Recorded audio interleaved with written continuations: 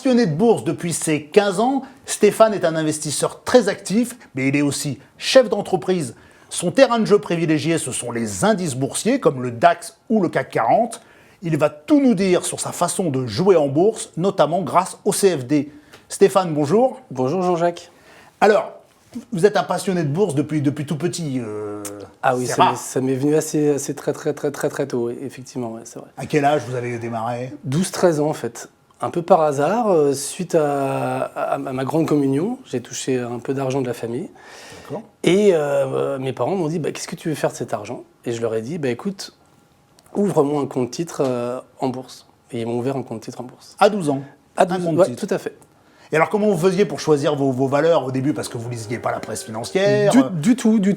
Donc en fait, on a les repères d'enfants. Et donc une petite anecdote, j'avais ma trousse devant moi et j'avais mes stylos. Et il y avait les fameux stylos Reynolds, que tout le monde connaît. Et je me suis dit, pourquoi pas acheter des actions Reynolds? Donc j'ai acheté des actions Reynolds. Et j'ai eu de la chance, c'est qu'une OPA d'une société américaine a été faite au bout de 3 mois sur la société Reynolds. Et c'est parti comme ça.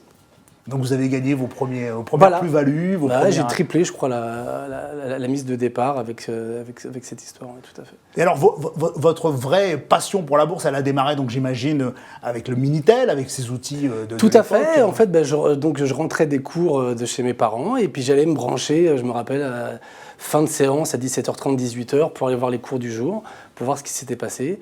Ils n'étaient pas contents parce que ça coûtait très très cher à l'époque. Et donc, en cachette, j'allais refaire mes relevés, etc.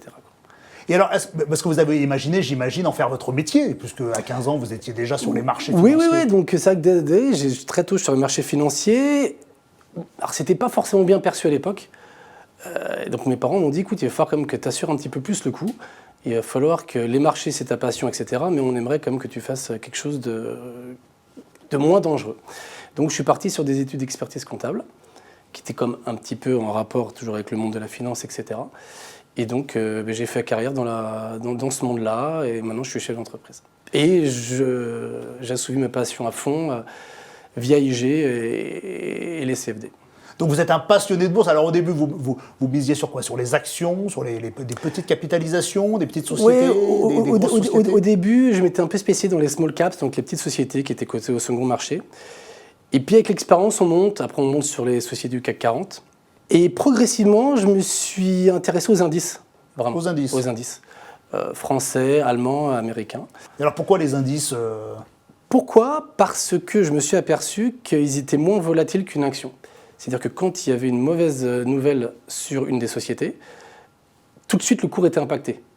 10, 15, 20% en une seule séance. Alors que sur un indice, vu que c'est réparti sur 20, 30, 40 ou 60 valeurs, selon l'indice, c'est totalement moyenné et on est beaucoup moins sensible à une seule bad news ou une seule good news. Donc ça lisse complètement les performances et les risques. Comment on fait pour miser sur un indice? Parce qu'une société, on voit bien, on achète l'action. Comment on fait pour miser sur un indice en bourse? On utilise des produits dérivés. Moi, j'ai opté pour le CFD. Il peut y avoir aussi des ETF. Alors un ETF, c'est quoi par exemple? C'est quoi la différence entre un ETF, un CFD? Alors la différence, c'est qu'un ETF est un tracker, c'est-à-dire que lui, il va tracer à la hausse ou à la baisse, selon la volatilité et l'effet de levier, il va répliquer l'indice. La différence avec le CFD, c'est qu'on colle au cours de l'indice. C'est-à-dire qu'on investit sur un indice avec la même valeur faciale qu'il y a quand on est en bourse. Alors comment vous avez fait pour choisir votre broker? Parce que vous êtes client chez IG. Alors pourquoi IG? Quels sont les atouts de ce broker par rapport à un autre? J'ai mis plusieurs mois à me décider. Le gros atout de chez IG, donc, ils sont régulés par une instance reconnue au niveau Europe. Ils sont cotés en bourse, forte capitalisation, reconnus par leurs pairs. Ils sont cotés en bourse, donc ils sont reconnus. Vous m'aviez dit tout à l'heure qu'ils avaient une présence en France. C'est important. Tout à fait, ça c'est très important. La présence d'un bureau français, avec des interlocuteurs français, support technique très disponible. Interlocuteur, ça veut dire que si on a un problème, il y a un truc qu'on ne comprend pas, il y a un ordre qui n'est pas passé, on ne sait pas, il y a un problème, on peut appeler. Soit le support technique, et même pour les clients premium, les gros clients, on a des gens qui sont vraiment dédiés et qui nous répondent immédiatement et qui font tout le nécessaire. Ça, c'est primordial. D'accord. Et j'imagine que les courtiers, ils mettent à votre disposition des outils. De quels outils vous avez besoin? Alors, on a la plateforme de passage d'ordre IG, Okay, ça, c'est avec la supervision globale de tous les marchés. Et on a l'outil graphique, parce que la décision de vendre ou d'acheter se fait sur une décision principalement graphique en ce qui me concerne. Et donc on utilise le logiciel ProRealTime que IG nous met gracieusement à disposition. C'est de l'analyse chartriste. Okay, Chartriste, donc ça veut dire que c'est graphique. Graphique, tout à fait. C'est un graphique dessins. avec tous les indicateurs que chacun voudra mettre en place. Okay, et on suit ça en live, en permanence. Vous êtes un investisseur averti, vous connaissez bien ces outils, vous connaissez bien vos supports, les indices dont on parle. Quels conseils vous me donneriez pour démarrer dans les CFD? Admettons que je fasse comme vous, admettons que j'aille sur des indices comme l'indice allemand, le DAX. Quels conseils vous me donneriez pour démarrer? Alors pour démarrer, je pense qu'indispensable, s'inscrire aux formations qu'IG nous donne, soit des formations interactives via leur site web ou des formations physiques avec un formateur dans leur bureau. On va sur le site, on s'inscrit à une formation, on suit la formation. Par exemple, comment repérer en analyse graphique, comment repérer des tendances et tout ça. Exactement. C'est gratuit. C'est gratuit. Il y a différentes étapes. Je pense que c'est indispensable de passer par cette formation. La seconde étape, c'est d'ouvrir un compte démo où on ne met pas nos fonds personnels. C'est un compte démo pour s'entraîner pendant plusieurs semaines, pour appréhender le logiciel ProRealTime, pour appréhender l'interface IG. Ça, couplé avec la formation, on est enfin apte à aller sur le marché, mais il ne faut pas griller les étapes, se former, appréhender les logiciels, faire la démo et ensuite mettre nos fonds. Alors on se forme, on essaye, on ouvre un compte démo, on suit les formations en ligne ou en physique si on préfère un contact physique. Et j'imagine que pour identifier des tendances, on s'intéresse aussi un petit peu à l'actualité, à ce qui se passe, aux news.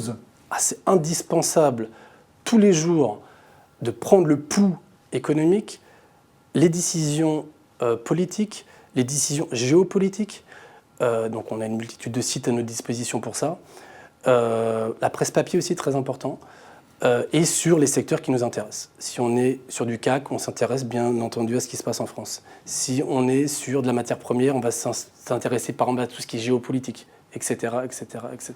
Tout à l'heure, vous m'avez parlé d'effet de levier. Alors, que je comprenne bien, ça veut dire que je mets 100 et je peux jouer plus que 100, c'est ça? Tout à fait. L'idée, c'est de ne pas mobiliser tout son cash sur une même transaction.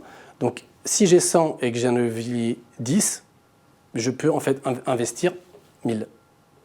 C'est dangereux, ça, non? C'est très dangereux, donc c'est à manier avec grande précaution. Il faut bien gérer son money management pour son capital, ce qu'on investit, les risques encourus sur le marché. Money management, ça donnerait quoi en français?